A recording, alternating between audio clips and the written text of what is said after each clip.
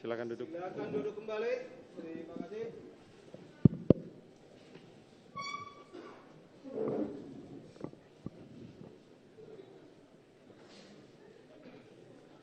Sidang perkara nomor 800 PIT B 2022 atas nama terdakwa Kuat Ma'ruf dinyatakan dibuka dan terbuka untuk umum. Saudara terdakwa sehat hari ini? Baik, hari ini kita akan membacakan putusan. Putusan nomor 800 PIT B 2022 PN Jakarta Selatan. Demi keadilan berdasarkan ketuhanan yang Maha Esa. Pengadilan Negeri Jakarta Selatan yang mengadili perkara-perkara pidana dengan acara pemeriksaan biasa dalam tingkat pertama telah menjatuhkan putusan sebagai berikut. Dalam perkara terdakwa nama lengkap Kuat Ma'ruf, tempat lahir Banyumas, umur 46 tahun, tanggal lahir 30 Mei tahun 76, jenis kelamin laki-laki, kebangsaan Indonesia, tempat tinggal di Kampung Neglasari RT 4 RW 4, Kelurahan C Saksi Putri, Kecamatan Bogor Utara, Kabupaten Jawa Barat, agama Islam, pekerjaan swasta. Terdakwa Kuat Ma'ruf ditangkap pada tanggal 9 Agustus 2022 sampai dengan 10 Agustus 2022. Terdakwa Kuat Ma'ruf ditahan di rumah tahanan oleh penyidik sejak tanggal 10 Agustus hingga saat ini. Terdakwa didampingi oleh penasihat hukum yaitu Irwan Irawan SH, Deswal Arif, Misbahuddin Gasma, Imran Nating, M. Yusuf Samsudin, Boni Suhendri Purba, Diki Nelson, Romi Alfius Karamoy, Rizky Putra Kurniawan, Sadi Rinaldi Farmadi, para advokat atau penasihat hukum pada kantor hukum Hanis dan Hanis beralamat di Lipo Tamrin, lantai 3, MH Tamrin, Kafling 20, Jakarta. Baik bertindak secara sendiri-sendiri maupun bersama berdasarkan surat kuasa khusus tanggal 11 Oktober tahun 2022 yang telah didaftarkan di Kepaniteraan Hukum Pengadilan Negeri Jakarta Selatan dengan nomor 704/SK/HKM/10 Romawi 2022 tanggal 13 Oktober 2022. Pengadilan negeri tersebut setelah membaca penetapan Ketua Pengadilan Negeri Jakarta Selatan nomor 800 PIT B 2022 PN Jakarta Selatan tanggal 10 Oktober tahun 2022 tentang penunjukan majelis hakim, penetapan majelis hakim nomor 800 tanggal 10 Oktober tentang penetapan hari sidang, berkas perkara dan surat-surat lain yang bersangkutan.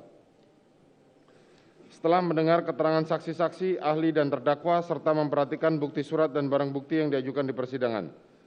Setelah mendengar pembacaan tuntutan pidana yang diajukan oleh penuntut umum yang pada pokoknya menyatakan terdakwa Kuat Ma'ruf terbukti bersalah melakukan tindak pidana turut serta merampas nyawa orang lain yang direncanakan terlebih dahulu, sebagaimana diatur dan diancam pidana dalam pasal 340 junto pasal 55 ayat 1 ke 1 KUHP. 2. Menjatuhkan pidana terhadap terdakwa Kuat Ma'ruf dengan pidana penjara selama 8 tahun, dikurangi masa penangkapan dan menjalani masa tahanan sementara dengan perintah terdakwa tetap ditahan. Menyatakan barang bukti dikembalikan kepada penuntut umum untuk dipergunakan dalam perkara lain. Menetapkan supaya terdakwa dibebani membayar biaya perkara sebesar Rp5.000. Setelah mendengar pembelaan terdakwa atau penasihat hukum terdakwa yang pada pokoknya sebagai berikut. Menyatakan terdakwa Kuat Ma'ruf tidak terbukti secara sah dan meyakinkan melakukan tindak pidana pembunuhan berencana atau tindak pidana pembunuhan secara bersama-sama sebagaimana dimaksud dalam pasal 3440 KUHP junto pasal 55 ayat 1 ke 1 KUHP atau pasal 338 KUHP junto pasal 55 ayat 1 ke 1 KUHP. Membebaskan terdakwa Kuat Ma'ruf dari segala dakwaan verkapte visprak atau setidak-tidaknya lepas dari segala tuntutan onslaught van alle rechtsvervolging. Memerintahkan penuntut umum untuk mengeluarkan terdakwa Kuat Ma'ruf dari rumah tahanan Barreskrim Polri.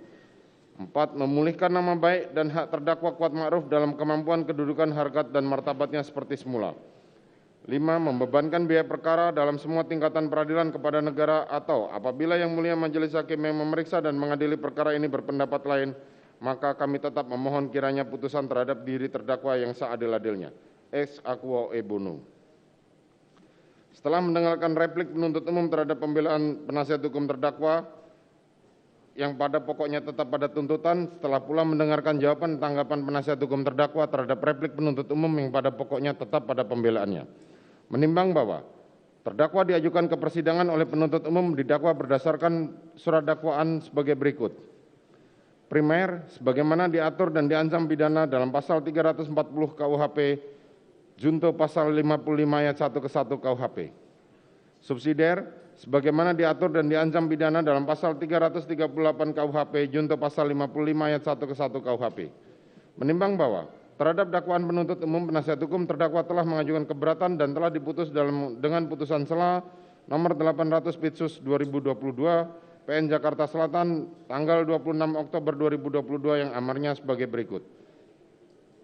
1. Menolak eksepsi atau keberatan tim penasihat hukum terdakwa menetapkan pemeriksaan perkara nomor 800 Pit B 2022 PN Jakarta Selatan atas nama terdakwa Kuat Ma'ruf dilanjutkan menangguhkan biaya perkara sampai putusan akhir. Menimbang bahwa untuk membuktikan dakwaannya penuntut umum telah mengajukan saksi-saksi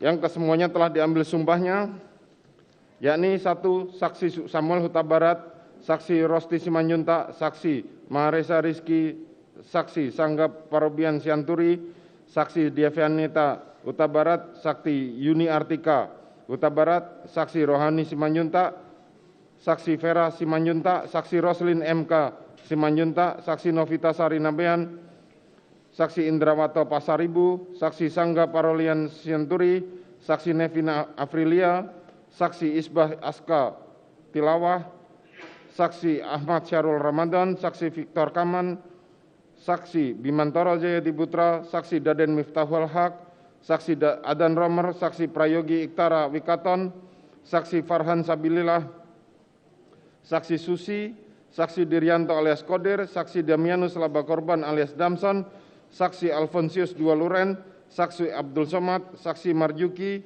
Saksi Anita Amalia Dwi Agustin, Saksi Raditya Adiasa, Saksi Ridwan R. Soplanit, Saksi Danu Fajar Subekti, Saksi Rifaisal Samuel, Saksi Martin Gabe, Saksi Sulap Abo, Saksi Arsyad Daifa Gunawan, Saksi Teddy Ruhendi,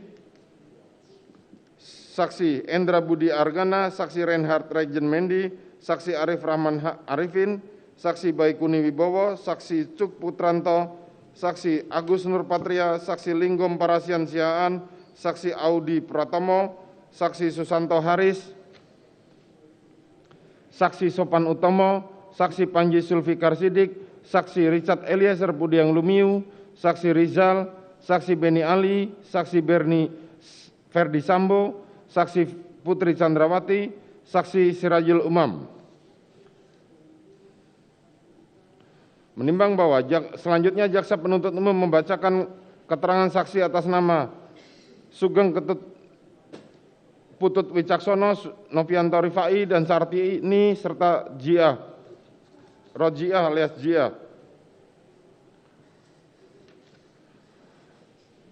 Selanjutnya penuntut umum juga telah menghadirkan keterangan ahli dalam hal ini, yaitu Saksi Aji Febrianto Arosyid, Saksi Ahli Arif Sumirat, Ahli Heri Prianto, Ahli Vira Samia, Ahli Irfan Rofik, Ahli Farah Primadani Kauno, Ahli Adib Firmansyah Sugiharto, Ahli Eko Wahyu Bintoro, Ahli Adi Setia, Ahli Muhammad Mustafa, Ahli Heri Prianto, Ahli Reni Kusumawardani, Ahli Alfi Sahari, serta Ahli Effendi Saragi. Menimbang bahwa terdakwa telah menghadirkan ahli yang meringankan, yakni Ahli Muhammad Arif Setiawan. Menimbang bahwa selanjutnya untuk membuktikan dakwaan penuntut umum telah penuntut umum selanjutnya mengajukan barang bukti sebagaimana terurai dalam berita acara persidangan dan untuk singkatnya dianggap dibacakan dalam putusan ini. Menimbang bahwa selanjutnya terdakwa di persidangan yang pada pokoknya menerangkan adalah sebagaimana terurai dalam berita acara persidangan dan untuk singkatnya dianggap termuat dalam putusan ini. Menimbang bahwa sebelum menguraikan lebih lanjut tentang fakta-fakta yang terungkap di persidangan, majelis hakim akan terlebih dahulu mempertimbangkan keterangan beberapa saksi dengan memperhatikan ketentuan pasal 185 ayat 6 KUHP yang pada pokoknya menyatakan bahwa di dalam menilai kebenaran keterangan seorang saksi, hakim harus sungguh-sungguh memperhatikan persesuaian antara keterangan satu saksi dengan yang lain, persesuaian antara keterangan saksi dengan alat bukti lain, alasan yang mungkin dipergunakan oleh saksi untuk memberikan keterangan tertentu, dan terakhir adalah cara hidup atau kesesuaian saksi serta segala sesuatu yang pada umumnya dapat mempengaruhi dapat atau tidaknya keterangan itu dipercaya. Menimbang bahwa saksi-saksi yang akan dinilai terutama adalah saksi Richard Eliezer Pudiang Lumiu, saksi Putri Chandrawati, dan saksi Ferdi Sambo. Menimbang bahwa selanjutnya majelis hakim menguraikan fakta sebagaimana terungkap dalam berita acara persidangan dan untuk singkatnya dianggap termuat dalam putusan ini.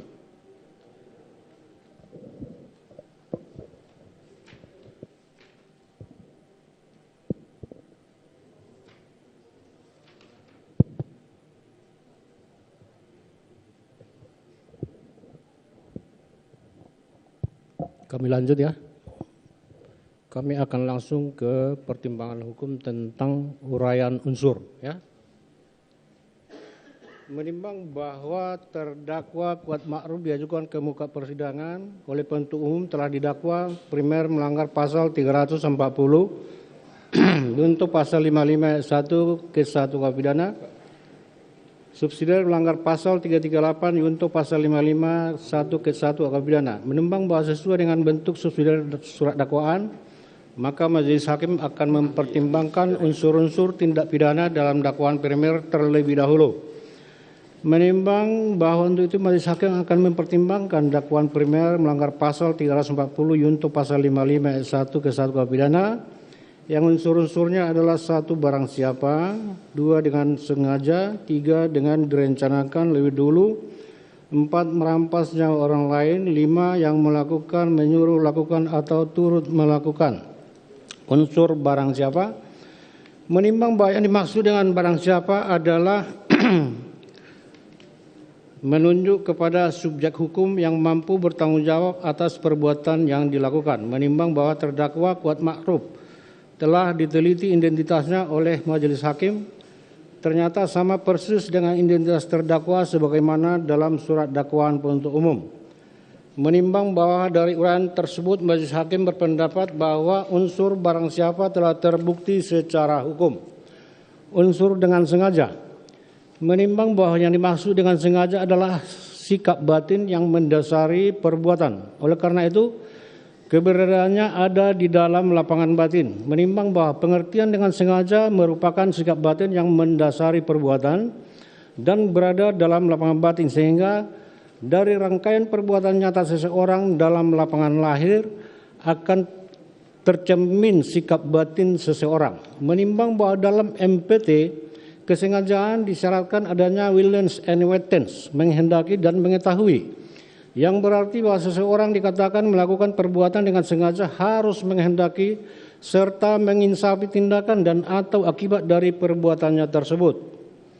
Kesengajaan sendiri mempunyai 3, yaitu sengaja sebagai maksud, sengaja sebagai kepastian, dan sengaja sebagai kemungkinan. Menimbang bahwa dari fakta-fakta hukum yang terungkap di persidangan, ternyata pada hari Kamis tanggal 7 Juli 2022, sekitar pukul 18 WIB di rumah saksi Putri Chandrawati di Perum Cempaka Residen Blok C 3 Jalan Cempaka, Kelurahan Banyurejo, Kecamatan Mertojudan, Kabupaten Magelang, telah terjadi keributan antara terdakwa dengan korban Joshua Huta Barat. Karena terdakwa melihat korban Joshua Huta Barat mengendap-endap hendak naik ke atas, terdakwa selanjutnya mengajar korban Joshua Huta Barat yang lari ke garasi melalui pintu dapur, dan saat melewati dapur, terdakwa melihat pisau dapur, mengambilnya serta melanjutkan mengejar korban Joshua sampai garasi. Kemudian terdakwa kembali ke lantai 2 menolong saksi Putri Chandrawati bersama saksi Susi. Selanjutnya, saksi Putri Chandrawati menelepon saksi Rijal Eliezer yang sedang di luar rumah bersama-sama dengan saksi Ricky Rijal supaya pulang ke rumah karena adanya keributan antara terdakwa dengan korban Joshua Huta Barat. Selanjutnya, saksi Putri Chandrawati memerintahkan saksi Ricky Rijal untuk memanggil korban Yosua Huta Barat untuk menemui saksi Putri Chandrawati di kamarnya. Namun Ricky Rizal yang sudah mengetahui keributan antara korban Yosua Huta Barat dengan terdakwa, di mana terdakwa mengejar korban Yosua Huta Barat dengan membawa pisau, terlebih dahulu mengamankan senjata korban Yosua Huta Barat yang berada di kamar ADC lantai 1. Hal ini juga telah diketahui oleh saksi Richard Eliezer. Senjata milik korban Yosua Huta Barat, HS, dan senjata laras panjang Steyr diamankan di lantai 2 di kamar Tri Brata Sambo dalam kurung anak saksi Perdi Sambo. Terdakwa mengatakan kepada Suci Chandra Putri Chandrawati supaya melaporkan kejadian tersebut kepada saksi Perdi Sambo dengan mengatakan supaya jangan ada duri dalam rumah tangga. Hal mana jika dihubungkan dengan keterangan saksi Vera Simanjuntak dalam keterangannya sewaktu berkomunikasi melalui telepon WhatsApp dengan korban Yosua Huta Barat, bahwa korban Yosua Huta Barat menyatakan bahwa dirinya dituduh membuat saksi Putri Chandrawati sakit. Terus korban bercerita lebih lanjut bahwa skuad di sini, maksudnya di Magelang, mengancam korban Yosua Huta Barat, di mana saat itu korban Yosua Huta Barat sangat ketakutan sehingga suaranya berbisik-bisik saat berkomunikasi. Saat ditanya lebih lanjut diancam bagaimana, korban Yosua Huta Barat menerangkan bahwa jika dirinya berani naik ke atas maka akan dibunuh. Dibunuh oleh siapa? Oleh skuad di sini. Menimbang bahwa pada tanggal 8 Juli 2022 sekitar jam 10 WIB, benar akhirnya rombongan terdakwa berangkat dari rumah Cempaka Residence Blok C3 Jalan Cempaka Kelurahan Banyurejo Kecamatan Mertoyudan Kabupaten Magelang menuju Rumah Saguling Jakarta. Saksi Putri Chandrawati berada dalam mobil yang berbeda dengan korban Yosua Huta Barat. Tepatnya saksi Putri Chandrawati berada dalam mobil Lexus nomor Pol B1 Mah, duduk di bangku tengah berdampingan dengan saksi Susi. Saksi Richard Eliezer duduk di depan di samping terdakwa menjadi sopir. Sedangkan dalam mobil Lexus nomor Pol L1973 ZX, korban Yosua Huta Barat duduk di depan di samping saksi Rizal sebagai pengemudi. Menimbang bahwa kenyataannya keberadaan dalam mobil yang berbeda di atas dihubungkan dengan adanya fakta saksi Putri Chandrawati telah meminta dan mengajak saksi Ricky Rizal dan terdakwa ikut ke Jakarta. Bahkan baik terdakwa maupun Ricky Rizal sebagai sopir atas 2 buah kendaraan yang berbeda. Hal ini memang telah diketahui dan dikehendaki saksi Putri Chandrawati. Padahal tugas saksi Ricky Rizal adalah mengurusi keperluan anak saksi Putri Chandrawati yang ada di Magelang, bukan sebagai sopir saksi Putri Chandrawati. Terdakwa juga membawa pisau dapur yang digunakan olehnya mengejar korban Yosua Huta Barat. Pisau tersebut dimasukkan ke dalam tas selempang berwarna hitam sebagai bentuk pengamanan di perjalanan bila mana ada keributan lagi dengan korban Yosua Huta Barat. Menimbang bahwa mengenai senjata HS milik korban Yosua Huta Barat oleh saksi Ricky Rizal selanjutnya diambil dan diletakkan dalam dashboard milik mobil B1 Mah yang diketahui saksi Richard Eliezer. Sedangkan saksi Richard Eliezer membantu membawakan senjata Steyr serta meletakkan di bawah jok kursi depan mobil B1 Mah, dihubungkan dengan perintah saksi Putri Chandrawati di Rumah Saguling, sehingga saksi Richard Eliezer membawa senjata laras panjang Steyr nomor pabrik 14 USA 247 ke lantai 3 serta ditunjukkan saksi Putri Chandrawati agar diletakkan di lemari penyimpanan senjata yang terletak di kamar pribadi saksi Putri Chandrawati serta suaminya saksi Perdi Sambo. Serta dihubungkan pula dengan ketika saksi Perdi Sambo menanyakan keberadaan senjata HS milik korban Yosua kepada saksi Richard Eliezer di lantai 3 Rumah Saguling. Dapat diketahui saksi Ricky Rizal telah menyampaikan kepada saksi Putri Chandrawati bahwa saksi Ricky Rizal telah mengamankan senjata HS milik korban Yosua Huta Barat. Selanjutnya saksi Putri Chandrawati telah meneruskannya kepada saksi Perdi Sambo suaminya, mengingat tidaklah mungkin saksi Perdi Sambo menanyakan keberadaan senjata korban Yosua kepada saksi Richard Eliezer apabila Perdi Sambo tidak mengetahui senjata tersebut sudah tidak berada lagi dalam kekuasaan korban Yosua Huta Barat, sehingga keberadaan dalam mobil yang berbeda dengan korban Yosua termasuk pengamanan senjata HS korban Yosua Huta Barat memang telah diketahui dan dikehendaki oleh saksi Putri Candrawati, apalagi sebelumnya ketika saksi Putri Candrawati menghubungi saksi Ferdi Sambo pada tanggal 8 Juli 2022 dini hari dari Magelang telah meminta saksi Ferdi Sambo agar apa yang diceritakannya tidak diberitahukan kepada ajudan yang lain karena korban Yosua badannya besar dan memiliki senjata.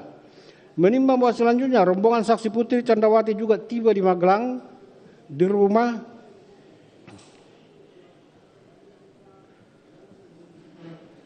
Kami ulangi, menimbang bahwa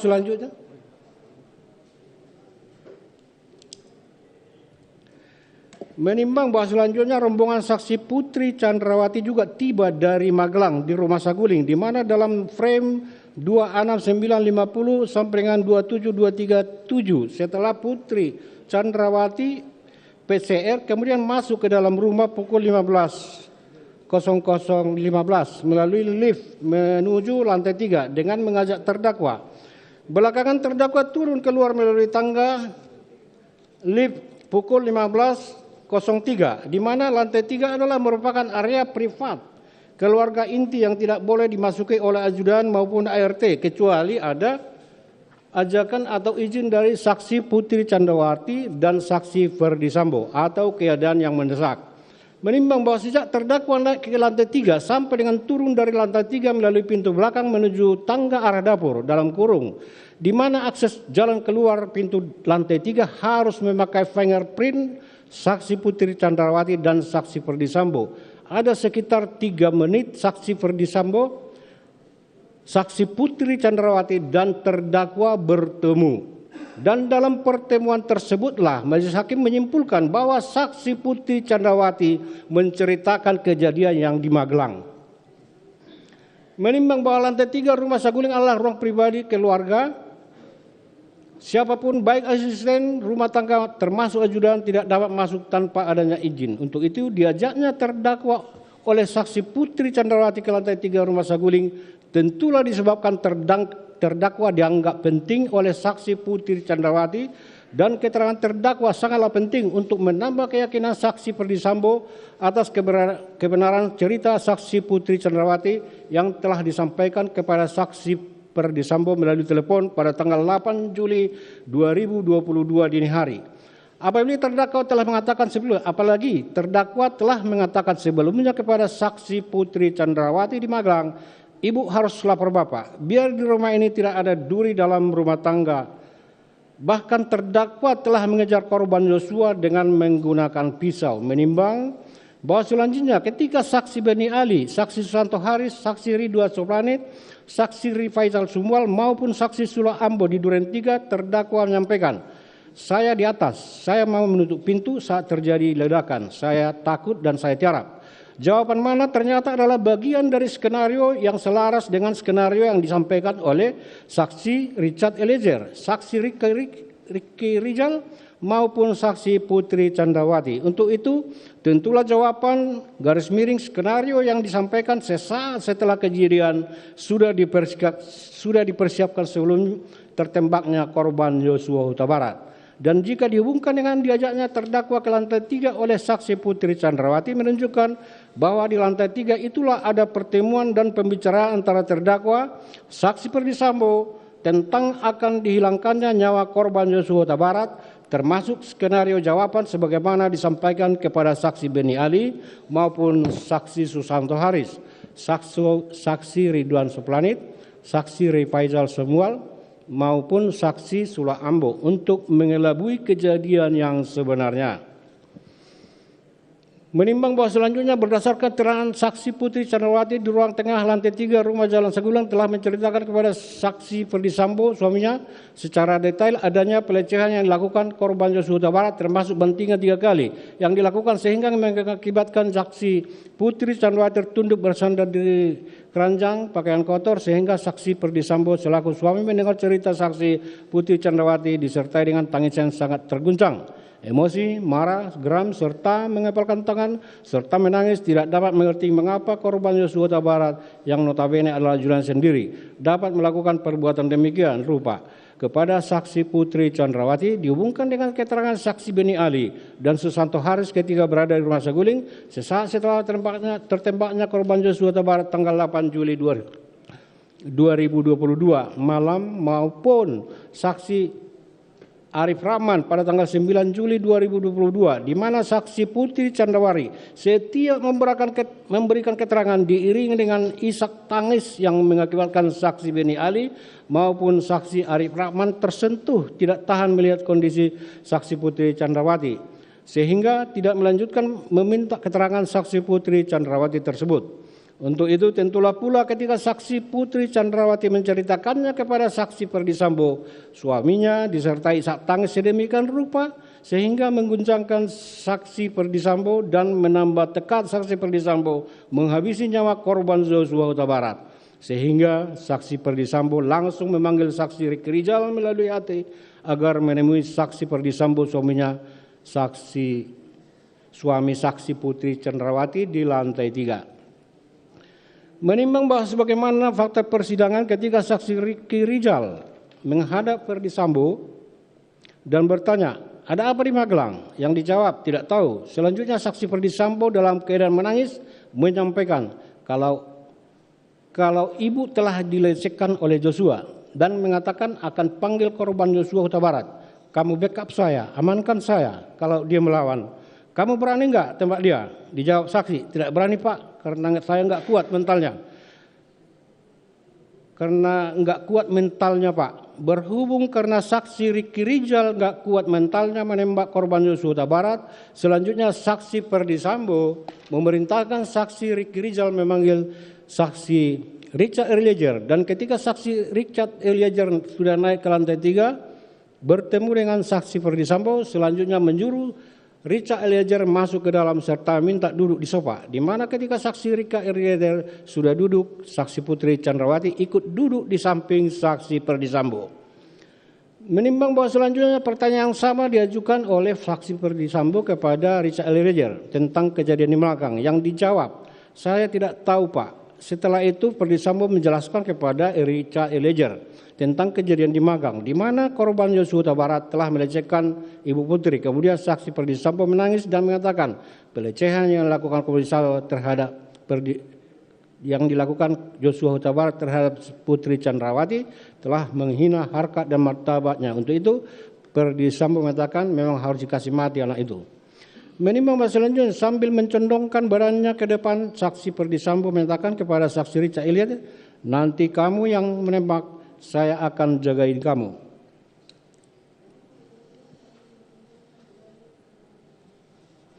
Karena kalau saya yang tembak, tidak ada yang bisa menjaga kita. Yang dijawab, siap komandan. Kemudian saksi Perdisambo menceritakan skenario pembunuhan terhadap korban Yosua. Yosua melecehkan ibu. Kemudian ibu tiba-tiba berteriak. Selanjutnya saksi Richard Eliezer datang.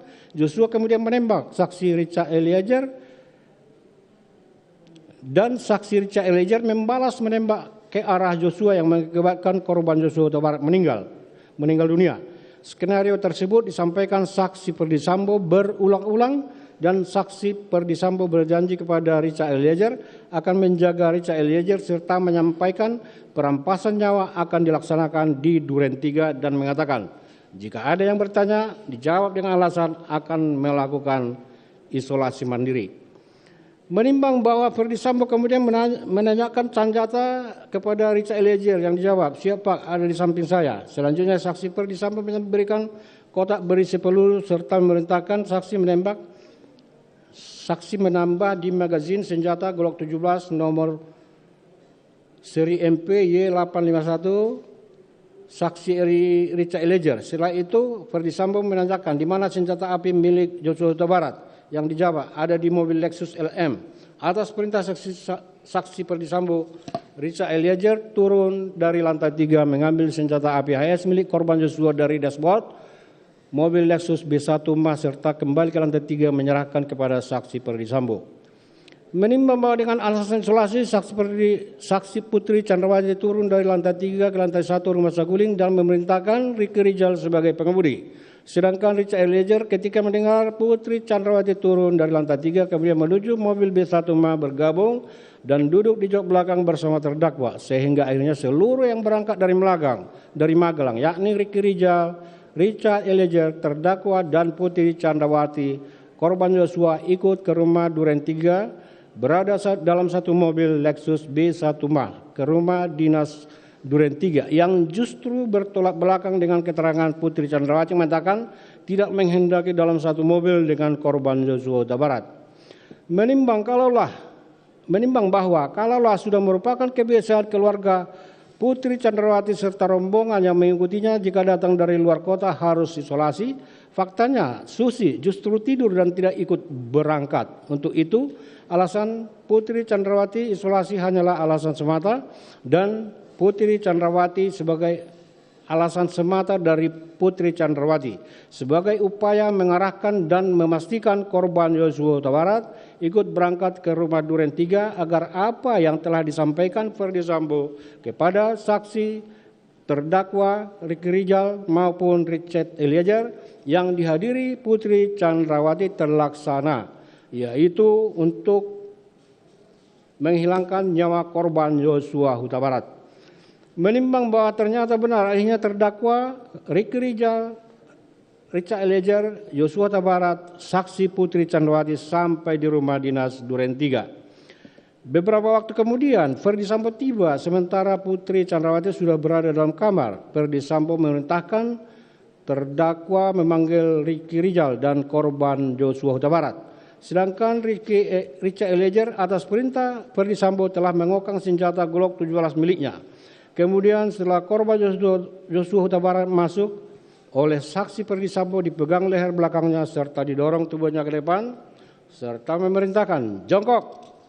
Korban yang merasa tidak tahu masalahnya mengatakan, "Ada apa ini?" sambil kedua tangannya diangkat. Tetapi Ferdy Sambo berteriak, "Woi, kau tembak cepat.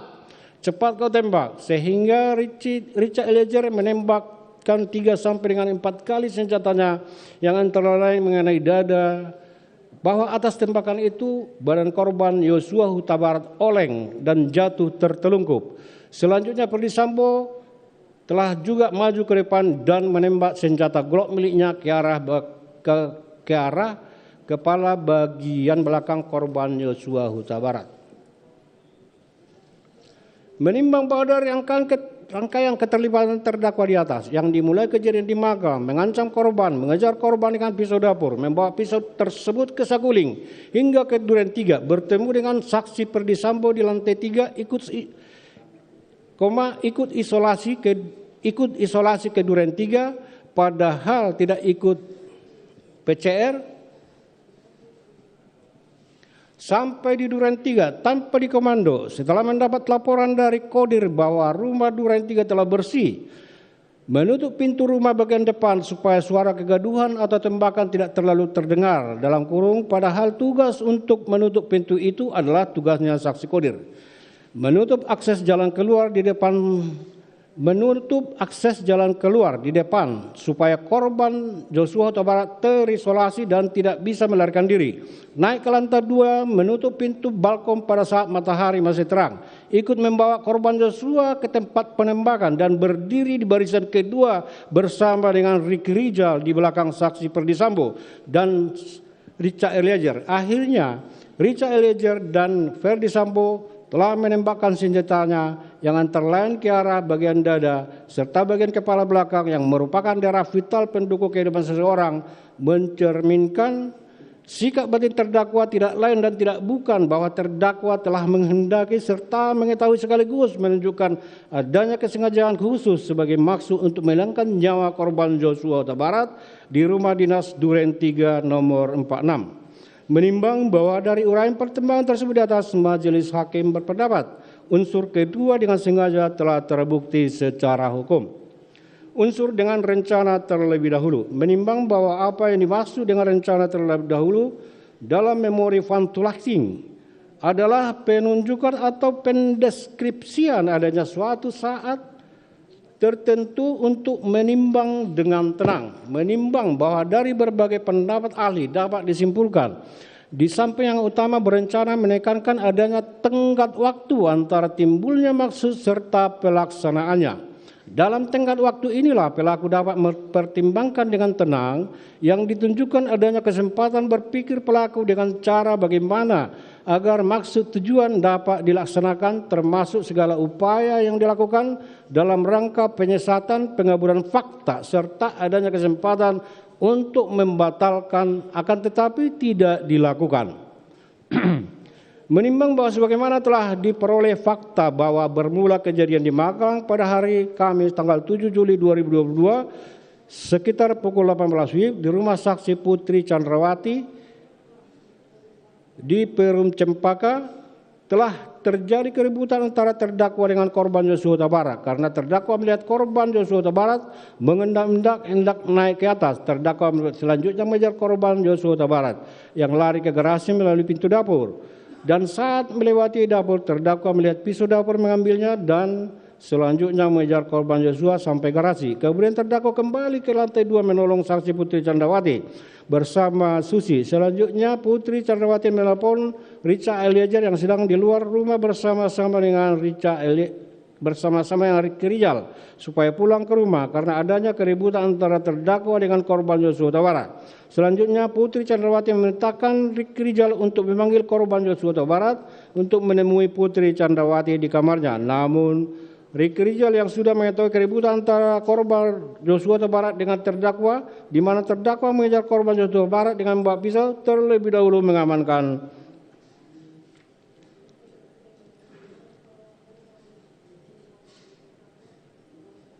senjata korban Joshua Huta Barat yang berada di kamar ajudan lantai 1. Hal ini juga diketahui Richard Eliezer. Senjata milik korban Joshua jenis HS dan senjata laras panjang Steyr diamankan di lantai 2 di kamar Tri Brata Sambo. Terdakwa mengatakan kepada Putri Chandrawati supaya melaporkan kejadian tersebut kepada saksi Ferdi Sambo dengan mengatakan supaya jangan sampai ada duri dalam rumah tangga. Hal mana jika dihubungkan dengan keterangan saksi Pera Simanjuntak dalam keterangannya sewaktu berkomunikasi melalui telepon dengan saksi korban Joshua Huta Barat bahwa korban Joshua Huta Barat menyatakan dirinya dituduh membuat saksi Putri Chandrawati sakit. Terus korban bercerita lebih lanjut bahwa squad di sini dalam kurung Magelang mengancam korban Joshua Huta Barat, di mana saat itu korban Huta Barat sangat ketakutan sehingga suaranya berbisik-bisik saat berkomunikasi. Saat ditanya lebih lanjut diancam bagaimana, korban Joshua Huta Barat menerangkan bahwa jika dirinya berani naik ke atas maka akan dibunuh oleh siapa? Oleh squad di sini. Artinya squad di Magelang. Menimbang bahwa dari uraian tersebut di atas, maka majelis hakim berpendapat bahwa yang dimaksud oleh terdakwa sebagai duri dalam rumah tangga tersebut adalah korban Joshua Huta Barat yang akan mereka dalam kurung squad di Magelang bunuh jika naik ke atas. Siapa-siapa saja squad di Magelang adalah antara lain saksi Ricky Rijal dan terdakwa yang telah ditugaskan untuk menetap di Magelang. Terdakwa bertugas untuk mengurus keperluan anak saksi Ferdi Sambo. Menimbang bahwa setelah saksi Putri Chandrawati melaporkan kejadian tersebut kepada Ferdi Sambo dengan Putri Chandrawati sepakat supaya besok harinya pulang ke Jakarta. Padahal seharusnya masih berada di Magelang. Ikut pula ke Jakarta adalah terdakwa yang mengemudikan mobil, Putri Chandrawati, Ricky Rijal, dan Susi. Sementara di mobil yang lain adalah korban Joshua Huta Barat dan Ricky Rijal yang mengemudikan mobil, di mana dalam perjalanan pulang tersebut terdakwa juga membawa pisau yang digunakan untuk mengejar korban Joshua Huta Barat yang dimasukkan ke dalam tas selempang untuk berjaga-jaga mana tahu korban Joshua Huta Barat melakukan perlawanan akibat keributan yang terjadi sebelum di Magelang. Sampai di rest area, Ricky Rijal dan korban Joshua Huta Barat berhenti untuk buang air kecil. Menimbang sebagaimana keterangan Putri Chandrawati, korban Joshua adalah ajudan yang diperuntukkan untuk mendampingi saksi Putri Chandrawati karena dikedudukan Putri Chandrawati sebagai bendahara umum Bayangkari Pusat. Kenyataannya korban Joshua Huta Barat tidak hanya diperbantukan kepada Putri Chandrawati sebagai bendahara umum Bayangkari, akan tetapi berdasarkan keterangan Ricky Rijal, Richard Eliezer dan Susi dan saksi Kodir, saksi Daden, Ajan Romer, korban Joshua Huta Barat juga bertugas mengatur segala sesuatu keperluan keluarga Putri Chandrawati di Rumah Saguling dan di Rumah Duren 3. Dan korban Joshua Huta Barat dikenal oleh para saksi sebagai Karungga dalam kurung kepala rumah tangga. Menimbang bahwa dari fakta-fakta yang terungkap di persidangan ternyata korban Joshua Huta Barat sebagai Karungga diperbantukan sebagai ajudan saksi Putri Chandrawati mulai dari Magelang yang dikejar oleh terdakwa dengan pisau, kelihatan sekali korban Joshua Huta Barat sudah pasrah mengikuti apa yang Putri Chandrawati CS lakukan tanpa perlawanan. Bahkan tidak berdaya ketika dijauhkan dari senjata HS miliknya serta dipisahkan dalam mobil yang berbeda dengan Putri Chandrawati yang justru seharusnya korban Joshua Huta Barat kawal sampai di Rumah Saguling. Bahkan ketika berangkat ke Duren 3 dalam satu mobil dengan Putri Chandrawati, nampak korban Joshua Huta Barat sebagai Karungga hanya menunggu dan mengikuti saja tanpa menunjukkan peranan apa-apa. Menimbang bahwa selanjutnya Putri Chandrawati mengajak terdakwa yang memang loyal dan mempunyai tingkat kepatuhan yang sangat tinggi kepada keluarga saksi Ferdy Sambo dan juga menyuruh Richard Eliezer untuk membawa dan mengamankan senjata Steyr tersebut ke dalam lemari penyimpanan senjata di lantai 3 dan menemui Ferdy Sambo di lantai 3 Rumah Saguling untuk menceritakan kepada Ferdy Sambo adanya pelecehan sedemikian rupa sehingga Ferdy Sambo selaku suami tidak tahan mendengar apa yang disampaikan oleh Putri Chandrawati yang mengakibatkan Ferdy Sambo terguncang emosi marah geram menangis, mengepalkan tangannya akhirnya menghubungi Ricky Rijal dan Richard Eliezer untuk melakukan penembakan terhadap korban Joshua Huta Barat. Pembicaraan mana telah didengar dan dihadiri oleh saksi Chandrawati Putri. Bahkan ketika Richard Eliezer menambah peluru ke dalam magazinnya atas perintah Ferdy Sambo tanpa adanya penolakan, padahal pembicaraan menghilangkan nyawa korban Huta Barat merupakan akibat dari cerita Putri Chandrawati kepada Ferdy Sambo, suaminya. Untuk itu kehadiran serta sikap yang demikian diketahui Putri Chandrawati juga menghendaki atas apa yang dilakukan terhadap korban Joshua Huta Barat dan menunjukkan pula maksud menghilangkan nyawa korban Joshua Huta Barat dilakukan di Rumah Saguling lantai 3.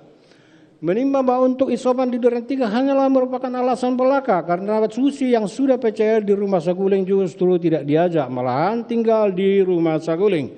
Sementara Ricky Rijal dan terdakwa yang tidak melakukan PCR di Rumah Saguling malah diajak, padahal keduanya tidak melakukan PCR karena akan segera kembali ke Magelang setelah tugasnya mengantarkan Putri Chandrawati selesai. Menimbang bahwa setelah tiba di Duren 3 dengan menggunakan mobil Lexus RX, masuk ke rumah adalah Putri Chandrawati, terdakwa serta Richard Eliezer, sedangkan Ricky Rijal tidak ikut masuk, begitu juga korban Joshua Huta Barat.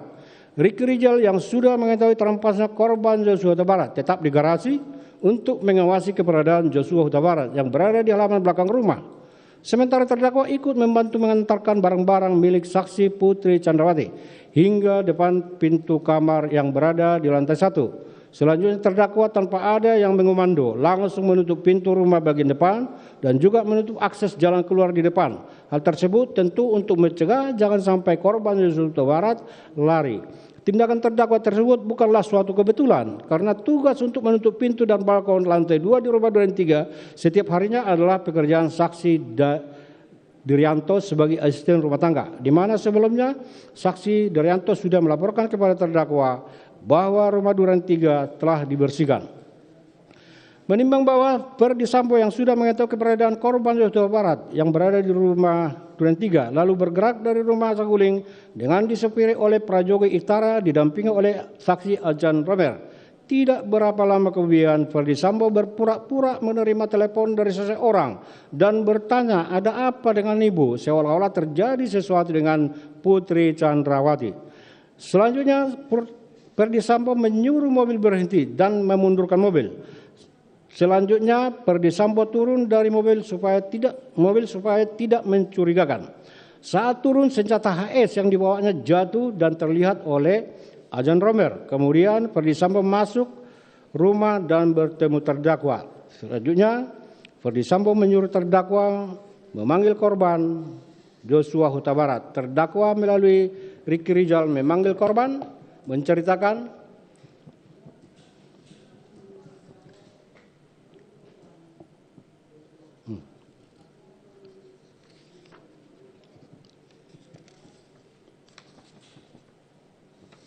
menceritakan Joshua Huta Barat sekaligus dengan saksi Ricky Rizal mengawal korban Joshua Huta Barat menghadapnya ke Verdi Sambo. Sampai di rumah, formasi mereka adalah sebagai berikut. Ricky Rizal berada sejajar dengan terdakwa. Sementara di depan ada Richard Eliezer dan Verdi Sambo. Sementara Putri Candrawati berada di kamar yang tidak jauh dari mereka. Maksud formasi yang demikian bukanlah tanpa alasan, akan tetapi adalah untuk mencegah jangan sampai ada ruang sedikit pun bagi korban Joshua Huta Barat untuk melarikan diri. Selanjutnya, saksi Verdi Sambo memegang tengkuk korban Joshua Huta Barat dan menghadapkannya di depan sehingga posisinya adalah korban Joshua Huta Barat berhadapan langsung dengan mereka berempat. Verdi Sambo memerintahkan korban Joshua Huta Barat yang sudah terdesak itu untuk jongkok. Korban setengah jongkok seraya mengangkat kedua tangannya yang disertai ketakutan, mundur sedikit dan bertanya, apa yang terjadi? Ketika itu juga Verdi Sambo memerintahkan Richard Eliezer untuk menembak korban Joshua Huta Barat dengan mengatakan, woi tembak, kau tembak cepat, woi kau tembak. Richard Eliezer menembak korban Joshua Huta Barat sebanyak 3 dan 4 kali dengan senjata Glock 17. Korban mengerang kesakitan, oleng dan terhempas ke lantai dengan posisi tertelungkup. Verdi Sambo mendekat dengan senjata Glock menembak korban Joshua Huta Barat. Erangannya berhenti dan menghilang. Saksi-saksi yang hadir di situ antara lain Richard Eliezer, Ricky Rizal dan terdakwa juga melihat kejadian itu. Karena tempat kejadian itu sangat sempit. Menimbang bahwa sebagaimana fakta persidangan selama korban Joshua Huta Barat dievakuasi ke Rumah Sakit Kramat Jati, maka terdakwa terlebih dahulu menitipkan pisau yang berada dalam tasnya kepada saksi Prajogo Itara. Dan dalam interogasi, Richard Eliezer telah menyampaikan kepada Beni Ali yang juga telah didengar saksi Susanto serta disampaikan pula kepada Ridwan Supranit, saksi Rifaisal Sumwal maupun saksi Sulap Ambo di Duren 3. Dengan mengatakan saya di lantai 2 bersama Bapak Kuat. Kemudian mendengar teriakan ibu minta tolong. Selanjutnya turun dari tangga dan melihat korban Joshua Huta Barat berada di depan kamar ibu dan melihat saya dan terjadilah penembakan. Sedangkan terdakwa mengatakan saya berada di lantai 2 sedang menutup pintu dan mendengar suara tembakan lalu tiarap. Serta saksi Ricky Rizal ketika di garasi menceritakan, saya ada di garasi dan ketika mendengar suara tembakan, saya sembunyi di balik kulkas yang berada di dapur sambil menunjukkan gerakan bagaimana saksi bersembunyi di kulkas. Menimbang bahwa di sisi lain, Putri Candrawati juga menyampaikan skenario kepada Beni Ali dan saksi Susanto di Rumah Saguling pada tanggal 8 Juli 2022 malam. Serta kepada saksi Arif Rahman pada tanggal 9 Juli 2022 berkaitan dengan kejadian di Duren 3, di mana saat itu saksi Putri Candrawati baru pulang dari Magelang langsung ke Saguling, masuk kamar, duduk santai, pakai celana pendek. Saat itu korban Joshua Huta Barat masuk melakukan pelecehan, yaitu meraba-raba paha Putri Candrawati. Putri Candrawati teriak. Saat teriak, korban Joshua keluar dan mendengar suara letusan. Skenario mana saat disampaikan oleh Putri Candrawati diselingi isak tangis sedemikian rupa sehingga Beni Ali maupun Arif Rahman terbawa perasaannya melihat keadaan saksi Putri Candrawati, menjadi iba prihatin atas kejadian yang menimpa Putri Candrawati serta tidak mampu memberi pertanyaan lebih lanjut sehingga harus diakhiri dan pamit meninggalkan Rumah Saguling. Menimbang bahwa ternyata cerita bohong atau skenario yang disampaikan masing-masing sesaat setelah kejadian di rumah Duren 3 oleh Ricky Rizal, terdakwa Richard Eliezer maupun Putri Candrawati, termasuk tindakan ganti piyama dan celana maupun tangisan yang dilakukan saksi Putri Candrawati, ternyata satu dengan lainnya selaras dan bersesuaian serta membentuk suatu cerita yang seolah-olah utuh. Untuk itu tentulah cerita yang demikian tidak begitu saja muncul dan bukan suatu kebetulan, akan tetapi sudah diatur sebelumnya. Menimbang bahwa untuk itu skenario yang disampaikan oleh Ricky Rizal, terdakwa maupun Putri Candrawati sesaat setelah kejadian telah menunjukkan skenario tersebut sudah ada seluruh korban Yosua Huta Barat ditembak dan dapat dipastikan skenario dalam kurung cerita bohong dibuat di rumah Saguling tepatnya di lantai 3. Hal mana selaras dan sesuai dengan keterangan Richard Eliezer bahwa saksi Ferdi Sambo telah menyampaikan skenario secara berulang-ulang kepadanya di rumah Saguling lantai 3. Menimbang bahwa berdasarkan seluruh pertimbangan di atas telah dapat diketahui timbulnya maksud menghilangkan nyawa korban Yosua Huta Barat dilakukan di Saguling dari rangkaian perbuatan terdakwa sejak ikut pulang ke Jakarta, terdakwa yang mengemudikan mobil, padahal seharusnya terdakwa harus tinggal di Magelang, di mana dalam perjalanan pulang tersebut terdakwa juga membawa pisau yang digunakan untuk menjaga korban Yosua Huta Barat yang dimasukkan ke dalam tas selempang akibat keributan di belakang. Terdakwa mengancam akan membunuh korban Yosua Huta Barat bila berani naik ke atas, ikut dua kali ke lantai 3 di rumah Saguling yang merupakan ruang pribadi keluarga. Siapapun baik asisten rumah tangga maupun ajudan tidak dapat masuk tanpa izin. Untuk itu diajaknya terdakwa oleh saksi Putri Chandrawati ke lantai 3 rumah Saguling. Tentu disebabkan terdakwa dianggap penting oleh Putri Chandrawati dan kerana terdakwa sangat penting untuk menambah keyakinan Ferdi Sambo atas kebenaran cerita Putri Chandrawati yang telah disampaikan kepada Ferdi Sambo melalui telepon pada tanggal 8 Juli 2022 dini hari. Apalagi terdakwa telah mengatakan sebelumnya kepada saksi Putri Chandrawati Magang, ibu harus lapor bapak biar di rumah ini tidak ada duri dalam rumah tangga. Bahkan terdakwa telah mengajar korban Yosua dengan menggunakan pisau. Selanjutnya ikut ke rumah duran 3 mantan saksi Putri Chandrawati, padahal terdakwa tidak ikut PCR, masuk ke dalam rumah dan tanpa dikomando langsung menutup pintu rumah bagian depan untuk menutup jalan keluar bagi korban Yosua Huta Barat. Menutup pintu balkon, memanggil korban yang saat itu berada di taman samping rumah melalui Rijal. Ikut mengawal masuk saksi korban, berdiri di barisan kedua di belakang Ferdi Sambo dan Richard Eliezer sebagai pelapis kedua menantau korban Yosua Huta Barat melawan. Menimbang bahwa dalam rangkaian tindakan atau perbuatan tersebut terdakwa mempunyai ruang waktu antara munculnya maksud membunuh korban dengan pelaksananya. Selanjutnya tenggang waktu yang ada harusnya dapat digunakan terdakwa untuk mencegah atau membatalkan hilangnya nyawa korban Yosua Huta Barat.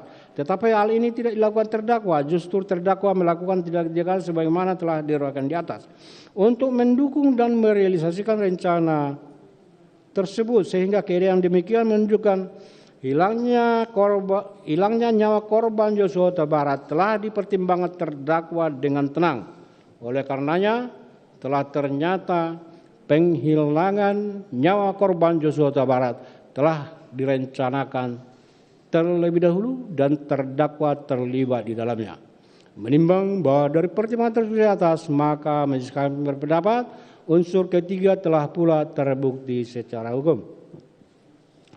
Menimbang bahwa sebagaimana bukti perekaman CCTV frame 561160 sampai dengan frame 56643 yang ditayangkan di persidangan serta berdasarkan keterangan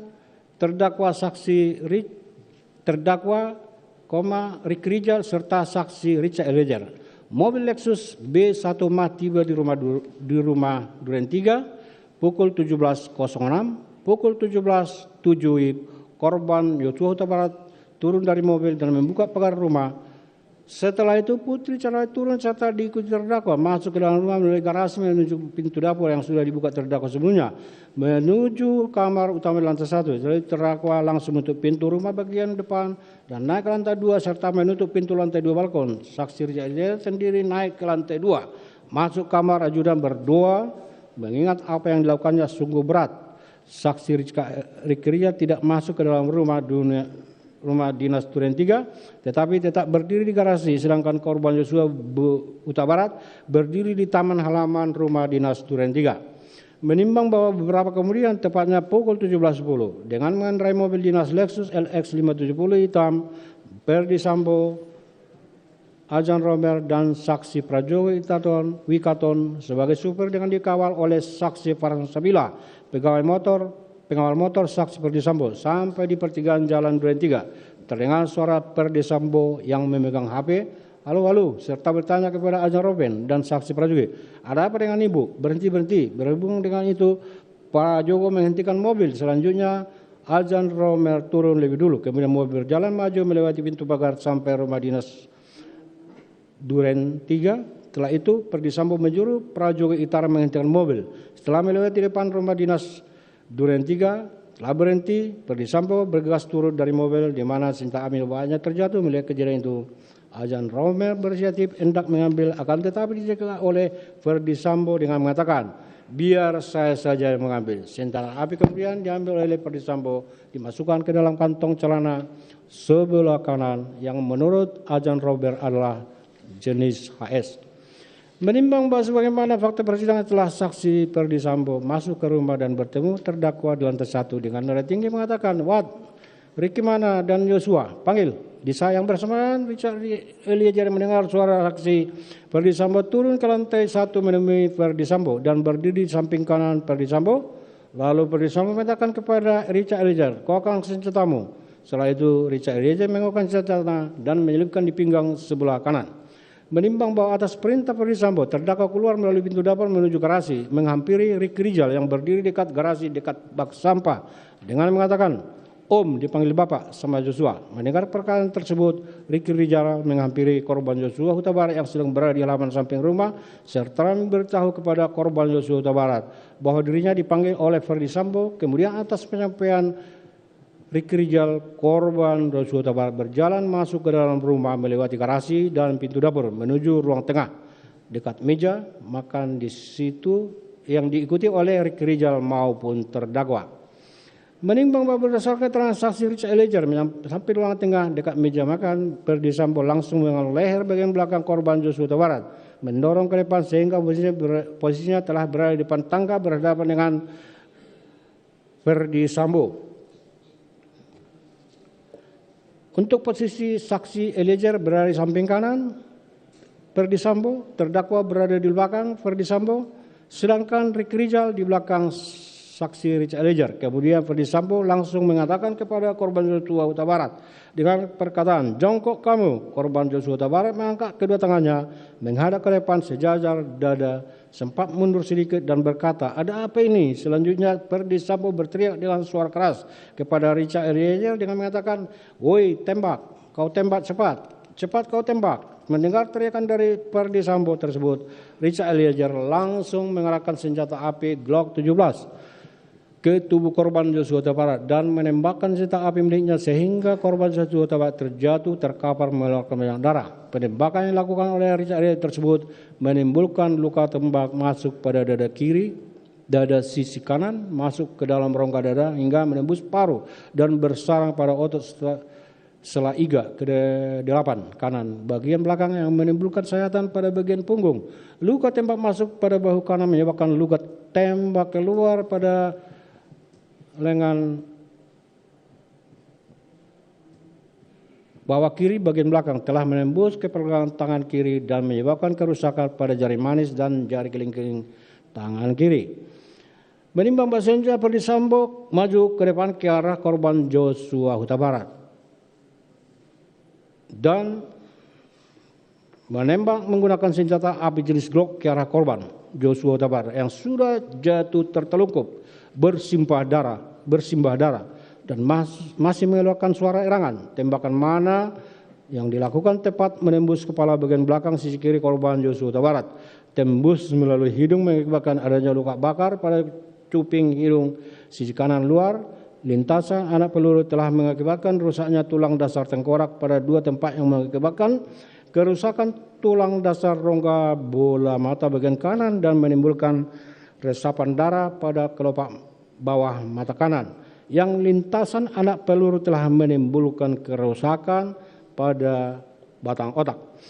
Menimbang bahwa kedua tembakan yang dilakukan oleh Richard Eliezer dan Ferdi Sambo di daerah yang fatal itulah yang menyebabkan korban Nofriansah Joshua Huta Barat meninggal dunia sebagaimana visum et repertum nomor R/82-SK/H/7/2022 tanggal 14 Juli 2022 yang ditandatangani oleh Dr. Farah P. Karau SPM dan Dr. Asri M. Pralebda SPM, dokter spesialis forensik dan mediko legal pada Rumah Sakit Bayangkara tingkat 1 Pusdokep Polri yang telah menyimpulkan bahwa sebab matinya korban Joshua Huta Barat adalah akibat kekerasan senjata api di daerah dada yang menembus paru, kekerasan senjata api pada bagian kepala secara tersendiri juga bersifat fatal dan dapat menyebabkan kematian.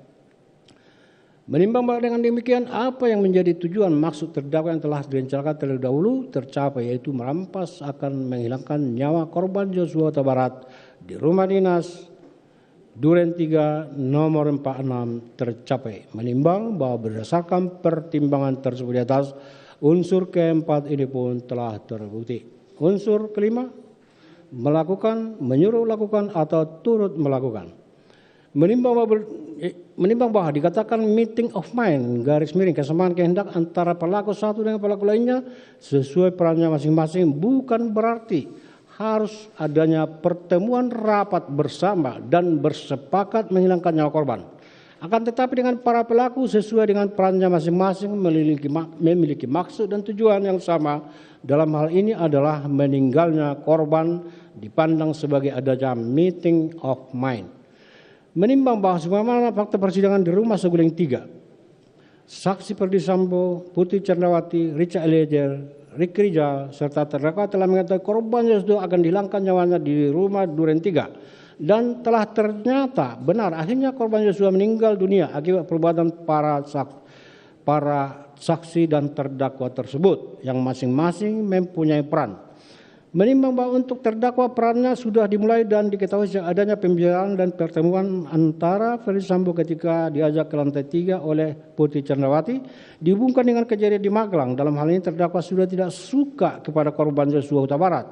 Ditindaklanjuti terdakwa yang ikut berangkat ke rumah dinas Duren 3 bersama satu mobil Lexus B1 Mah dengan Putri Chandrawati, saksi Richard Eliezer, korban Joshua Huta Barat yang disopiri oleh Ricky Rijal dengan alasan isolasi, padahal terdakwa tidak ikut PCR dan harus segera pulang ke Magelang. Sesampai di rumah dinas Duren 3, terdakwa tanpa dikomando telah pula naik ke lantai 2, menutup gorden dan pintu serta turun ke lantai 1 dengan melakukan hal yang sama. Yang maksudnya tentulah untuk mengamankan situasi agar apa yang terjadi di rumah dinas Duren 3 tidak diketahui orang luar, setidak-tidaknya tidak mencurigakan. Apalagi telah ternyata saksi Diwanto menyampaikan kepada terdakwa bahwa rumah Duren 3 sudah bersih dan siap digunakan, yang menunjukkan terdakwa berperan dalam menyiapkan tempat serta mengamankan situasi dilaksanakan menghilangkannya korban Joshua Huta Barat. Memanggil korban Joshua Huta Barat yang saat itu berada di taman samping rumah melalui Ricky Rijal. Ikut mengawal masuk saksi korban, berdiri di baris kedua di belakang saksi Ferdy Sambo dan saksi Richard Eliezer. Sebagai pelapis kedua, mana tahu korban Joshua Huta Barat melawan hingga terjadi penembakan yang dilakukan oleh Richard Eliezer dan Ferdy Sambo. Menimbang bahwa selanjutnya Ricky Rijal juga sudah mengetahui korban Joshua Huta Barat akan dihilangkan nyawanya sejak dari rumah Saguling, di mana Ricky Rijal telah dipanggil Ferdy Sambo melalui HT dan setelah bertemu di lantai 3, Ferdy Sambo telah menyampaikan permintaan Ferdy Sambo kepada Ricky Rijal untuk membackup serta menembak korban Joshua Huta Barat apabila melawan. Yang dijawab Ricky Rijal tidak berani karena tidak kuat mentalnya. Menimbang bahwa jawaban Ricky Rijal yang mengatakan tidak berani karena tidak kuat mentalnya, menurut Imam Majelis bukan berarti Ricky Rijal tidak mengendaki agar korban Joshua Huta Barat meninggal dunia. Hanya tidak berani dan tidak kuat mentalnya apabila dilakukan oleh Ricky Rijal sendiri. Terbukti ketika diperintah Ferdy Sambo memanggil Richard Eliezer, Ricky Rijal memanggil tanpa memberitahukan apa yang telah disampaikan Ferdy Sambo kepada Richard Eliezer. Sehingga menunjukkan dipanggilnya Richard Eliezer, tentulah Ricky Rijal mengetahui bahwa Richard Eliezer yang akan diminta saksi Ferdy Sambo membackup dan melakukan penembakan terhadap korban Joshua Huta Barat apabila melawan di rumah Duren 3. Menimbang bahwa selanjutnya Ricky Rijal telah menjadi sopir mobil Lexus B1 Mah dari rumah Saguling menuju rumah dinas Duren 3, di mana Di dalamnya ada korban Nofriansah Joshua Huta Barat, saksi Richard Eliezer, terdakwa serta Ricky Rizal, dan belakangan di Duren 3 Ricky Rizal atas perintah Ferdi Sambo melalui terdakwa telah memanggil korban Joshua Huta Barat. Sehingga akhirnya peristiwa penembakan atas korban Joshua Huta Barat oleh saksi Richard Eliezer dan Ferdi Sambo terjadi. Satu dari rumah Saguling menuju rumah dinas Duren 3, di mana di dalamnya ada korban Nofriansah Joshua Huta Barat, saksi Richard Eliezer, terdakwa serta Ricky Rizal, dan belakangan di Duren 3 Ricky Rizal atas perintah Ferdi Sambo melalui terdakwa telah memanggil korban Joshua Huta Barat. Sehingga akhirnya peristiwa penembakan atas korban Joshua Huta Barat oleh saksi Richard Eliezer dan Ferdi Sambo terjadi. Menimbang bahwa demikian pula saksi Ferdi Sambo telah menyampaikan di rumah Saguling 3 lantai 3 serta memerintahkan baik kepada terdakwa saksi Ricky Rizal maupun kepada Richard Eliezer yang akhirnya Richard Eliezer lah yang akan melakukan penembakan terhadap korban Joshua Huta Barat di rumah dinas Duren 3, dan telah pula meminta Richard Eliezer menambah peluru dalam senjata Glock 17, dan selanjutnya telah pula dengan alasan akan main badminton di rumah salah satu mantan petinggi Polri yang memang sudah diagendakan, tetapi kenyataannya telah berhenti dan pura-pura menerima telepon dari Putri Candrawati dan mengucapkan halo ketika berada di pertigaan Duren 3 serta mengatakan kepada Azal Romer dan Prajogi yang mengemudikan mobil, "Ibu kenapa? Berhenti." Sehingga dengan demikian jika Ferdi Sambo turun dan menuju rumah Duren 3 tidak mencurigakan, di mana ketika turun senjata AS yang dibawanya jatuh dan dilihat oleh Azal Romer. Selanjutnya ketika masuk ke rumah bertemu terdakwa dan langsung memerintahkan terdakwa memanggil Ricky Rizal dan korban Joshua Huta Barat. Dan akhirnya setelah masuk korban Joshua Huta Barat dipegang leher belakangnya, setelah didorong ke depan serta berteriak jongkok tanpa memberi kesempatan kepada Joshua Huta Barat mengetahui apa yang terjadi serta memberikan jawaban. Jika memang hendak dimintai konfirmasi dan langsung berteriak, "Woi, kau tembak cepat kau tembak," yang ditujukan kepada Richard Eliezer yang sebelumnya telah diminta Ferdi Sambo mengokang senjatanya sebelum korban Joshua Huta Barat dipanggil masuk oleh Ricky Rizal. Sehingga Richard Eliezer menembak senjata Glock 17 miliknya sebanyak 3-4 kali ke arah korban Joshua Huta Barat.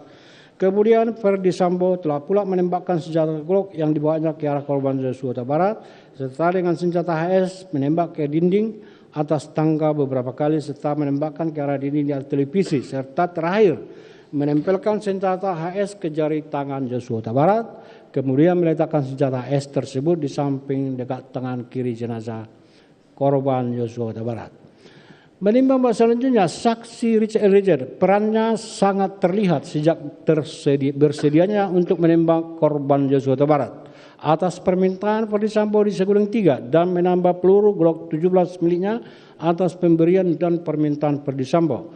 Selanjutnya telah berangkat ke rumah dinas Duren 3 bersama dengan terdakwa, korban Joshua serta Ricky Rizal dalam satu mobil Lexus B1 Mah yang disopiri oleh Ricky Rizal. Menimbang bahwa sesampai di rumah dinas Duren 3, saksi Richard Eliezer turun menuju lantai 2 di mana setelah Ferdi Sambo tiba kemudian turun ke lantai 1 dan bertemu atas perintah saksi Ferdi Sambo. Saksi Richard Eliezer mengokang senjata Glock 17 miliknya dan setelah korban Joshua Huta Barat masuk dan mendengar perintah saksi Ferdi Sambo, "Tembak, woi tembak." Saksi Richard Eliezer menembakkan senjata 3-4 kali ke arah korban Joshua Huta Barat sehingga korban oleng dan terhempas tertelungkup yang dilanjutkan penembakan oleh Ferdi Sambo. Menimbang sebagaimana telah ternyata Putri Candrawati juga mengetahui serta menghendaki korban Joshua Huta Barat hilangkan nyawanya sejak rumah Saguling, di mana saksi Ferdi Sambo bicara dengan saksi Richard Eliezer, bahkan ketika Richard Eliezer menambah peluru dalam magazin Glock 17 miliknya, termasuk telah berangkat ke Duren 3 dengan alasan isolasi, sehingga korban Joshua Huta Barat juga ikut berangkat. Dan kemudian setelah sampai di rumah dinas Duren 3, saksi Putri Candrawati masuk kamar ganti pakaian, tidur dan menangis. Padahal tindakan tersebut saksi Putri Candrawati lakukan hanyalah pura-pura belaka menunggu korban Joshua Huta Barat dihilangkan nyawanya. Menimbang bahwa mengenai keterangan Putri Chandrawati yang menyatakan tidak mengetahui apa yang terjadi karena saksi Putri Chandrawati di kamar sangat bertentangan dengan akal sehat karena sahurnya meskipun di kamar saksi Putri Chandrawati mendengar teriakan suaminya Ferdi Sambo yang ditujukan kepada korban Joshua Huta Barat dan setelah teriakan terdengar suara tembakan, tentulah Putri Chandrawati telah menyadari setidak-tidaknya mengetahui suara tembakan dari senjata saksi Richard Eliezer. Mengingat dari rumah saguling sudah dikondisikan bahwa Richard Eliezer yang akan melakukan pembunuhan sehingga dengan seolah-olah Putri Chandrawati tidak mengetahui apa yang terjadi. Padahal suara tembakan dalam rumah sangat keras. Sebaliknya Putri Chandrawati tidak berusaha ingin tahu apa yang terjadi. Setelah adanya suara tembakan justru menunjukkan peran Putri Chandrawati berkaitan dengan dirampasnya nyawa korban Joshua Huta Barat. Menimbang bahwa dari fakta-fakta yang terungkap di persidangan, ternyata menurut yang diskenariokan, keberadaan masing-masing saat terjadi penembakan yang dilakukan adalah sebagai berikut. Bahwa posisi Richard Eliezer berada di tangga hendak turun dan tembak-menembak dengan korban Joshua Huta Barat. Dalam kurung, padahal senjata korban Joshua Huta Barat sudah diamankan sejak dari Magelang. Dalam kejadian tembak-menembak tersebut, korban Joshua Huta Barat meninggal kena beberapa tembakan. Sementara saksi Richard Eliezer tidak mengalami luka sedikit pun. Bahwa posisi terdakwa berada di lantai 2 dan mendengar tembakan, terdakwa tiarap. Artinya terdakwa tidak melihat kejadian tembak-menembak tersebut. Bahwa saksi Ricky Rijal berada di garasi dan saat mendengar tembakan ketakutan lalu bersembunyi di balik kulkas. Dalam kurung tentu tidak melihat kejadian tembak-menembak. Bahwa saksi Putri berada di kamar menangis dan ketakutan karena mendapat kekerasan seksual dari korban Joshua Huta Barat. Dalam kurung tentu saksi Putri Chandrawati tidak melihat kejadian tembak-menembak. Bahwa posisi saksi Ferdi Sambo berada dalam perjalanan dari mobil ke rumah di Duren 3. Karena baru keluar dari mobil setelah pura-pura mendapat telepon dari Putri Chandrawati dan bertanya, ada apa yang terjadi? Seolah-olah telah terjadi tembak-menembak. Tentulah Ferdi Sambo juga tidak melihat peristiwa tembak-menembak. Bahwa posisi korban Joshua Huta Barat adalah baru keluar dari kamar saksi Putri Chandrawati karena melakukan kekerasan seksual terhadap Putri Chandrawati dalam kurung. Padahal korban Joshua Huta Barat berada di taman. Menimbang bahwa jika skenario sebagaimana diuraikan di atas benar-benar dijadikan sebagai suatu kejadian dalam mengungkap kasus ini, tentulah yang paling bertanggung jawab atas peristiwa tersebut adalah saksi Richard Eliezer. Menimbang bahwa sesaat setelah korban Joshua Huta Barat meninggal, para saksi Ricky Rijal, Richard Eliezer, Ferdi Sambo serta Putri Chandrawati dan terdakwa telah menyampaikan skenario sedemikian rupa yang telah dibuat sebelumnya dengan harapan agar kejadian sebenarnya tidak diketahui dan tidak terungkap.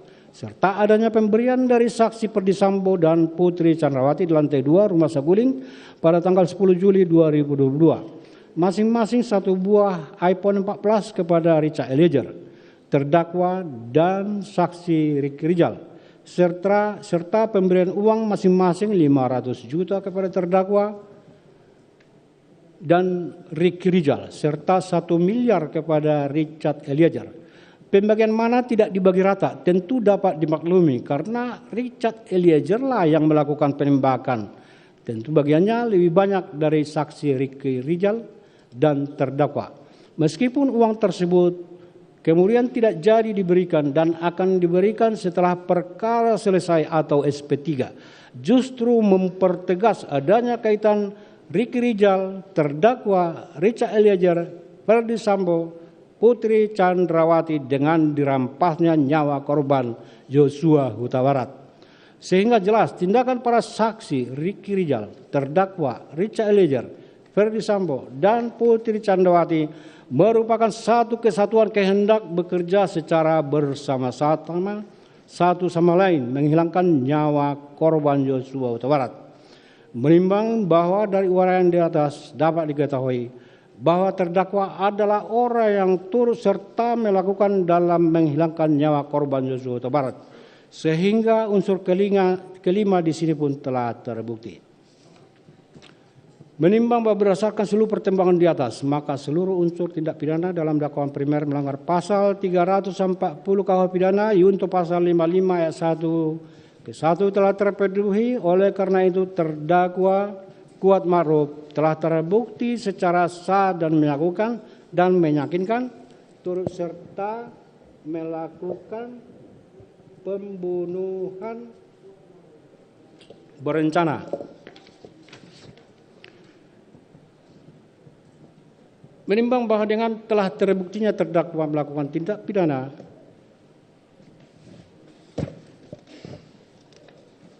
sebagaimana dakwaan primer, maka terhadap dakwaan subsidiar tidak perlu dipertimbangkan lagi. Menimbang bahwa nota pembelaan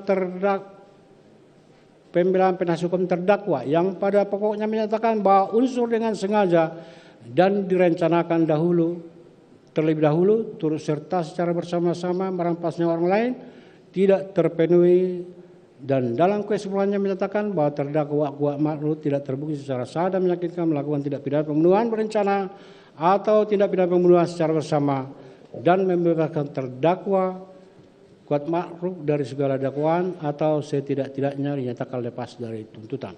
Menimbang bahwa terhadap nota pembelaan tersebut majelis hakim telah mempertimbangkannya secara lengkap dalam menguraikan unsur-unsur tindak pidana yang telah dilakukan terdakwa sebagaimana tersebut di atas,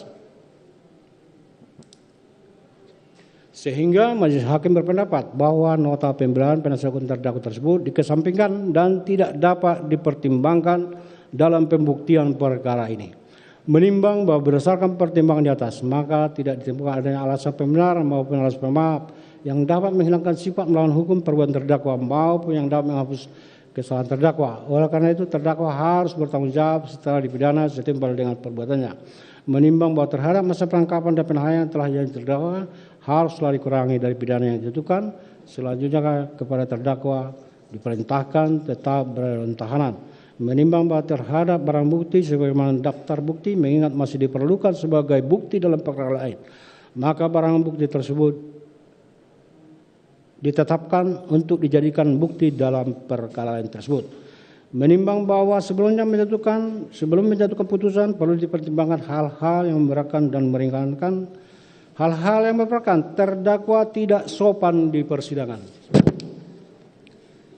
Terdakwa berbelit-belit dan tidak berterus terang dalam memberikan keterangan di persidangan sehingga sangat menyulitkan jalannya persidangan. Terdakwa tidak mengaku bersalah dan justru memposisikan dirinya orang yang tidak tahu menahu dengan perkara ini. Terdakwa tidak memperlihatkan rasa penyesalan dalam setiap persidangan. Hal-hal yang meringankan, terdakwa masih mempunyai tanggungan keluarga. Menimbang bahwa terdakwa jatuh pidana, maka haruslah dibanding pula untuk membayar biaya perkara, memperhatikan pasal 340 KUH pidana, junto pasal 55 ayat 1 ke 1 KUH pidana, dan Undang-Undang Nomor 8 Tahun 1981 tentang Hukum Acara Pidana, serta peraturan lain yang bersangkutan.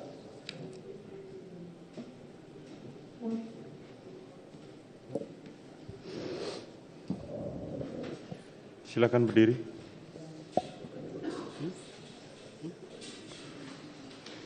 Mengadili. 1. Menyatakan terdakwa atas nama Kuat Ma'ruf telah terbukti secara sah dan meyakinkan bersalah melakukan tindak pidana turut serta melakukan tindak pidana pembunuhan berencana. Menjatuhkan pidana terhadap terdakwa Kuat Ma'ruf dengan pidana penjara selama 15 tahun. 3. Menyatakan bahwa pidana tersebut akan dikurangi dengan lamanya terdakwa berada dalam tahanan. 4. Memerintahkan terdakwa tetap dalam tahanan. 5. Menyatakan barang bukti tetap terlampir dan dikembalikan pada jaksa penuntut umum untuk digunakan dalam perkara lain. 6. Menetapkan supaya terdakwa dibebani membayar biaya perkara sebesar Rp5.000. Silakan duduk. Demikianlah diputuskan dalam rapat permusyawaratan Majelis Hakim Pengadilan Negeri Jakarta Selatan pada hari Kamis tanggal 9 Februari 2023 oleh kami Majelis Hakim Wahyu Iman Santoso dan sebagai Hakim Ketua, Morgan Simanjuntak dan Alimin Ribut Sujono masing-masing sebagai Hakim Anggota yang diucapkan pada sidang terbuka untuk umum pada hari Selasa tanggal 14 Februari tahun 2023 oleh Hakim Ketua didampingi para Hakim Anggota tersebut dibantu oleh Saudara Aprisno SH, Panitera Pengganti Pengadilan Negeri Jakarta Selatan serta dihadiri oleh Doni, penuntut umum dan terdakwa serta para penasihat hukum terdakwa. Demikianlah putusan Majelis Hakim kepada para pihak mempunyai hak untuk mengajukan upaya hukum. Dengan demikian, untuk melakukan upaya hukum, menerima atau pikir-pikir. Dengan demikian perkara nomor 800 atas nama terdakwa Kuat Ma'ruf dinyatakan ditutup.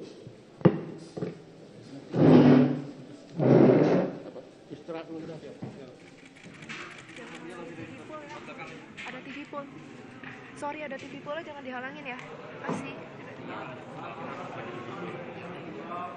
Di sebelah kanan. TV pol.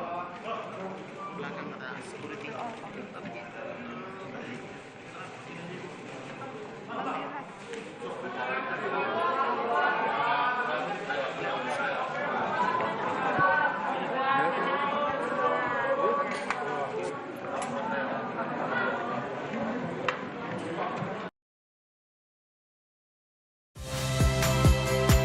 Saya Valentina Sitorus. Saksikan program-program Kompas TV melalui siaran digital, pay TV, dan media streaming lainnya. Kompas TV, independen, terpercaya.